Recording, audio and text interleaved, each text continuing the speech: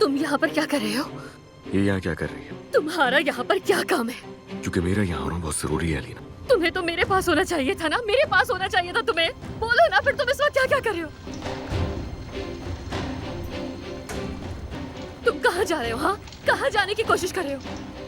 तुम इस लड़की के पीछे क्यों जा रहे हो? वो लड़की कौन है? कौन है वो लड़की? जब तुम्हें मेरे साथ होना चाहिए तो तुम इस लड़की के पास क्यों रुके हुए हो? आप आज मेरे साथ आए, मेरे साथ। बताओ मुझे। आप चलिए मेरे बढ़ साथ। जाएगा नीना, ताज़ा हवा में जाओ। नर्स, ये तुम क्या कर रहे हो? हाँ, क्या कर रहे हो तुम अली? मैं अब और खुद को नहीं रोक सकता। मैं बिल्कुल भी खुद को नहीं रोकूंगा। और क्यों रोकूं? मेरे पास कोई वजह भी नहीं है। क्या कर रहे हो? सिनान, एक मिनट रुकिए अम्मी। तुम मेरी बहन के साथ क्या कर रहे हो? हाँ, तुम्हारा उस लड़की के पास क्या काम है? अब बताओ ना मुझे। मेरी बात सुनो, मैं तुम्हें इसलिए कुछ नहीं कहता हूँ क्योंकि तुम मेरे सामने के बच्चे हो। हद में रहना अपनी। अली, मैं अपनी हद में ही हूँ।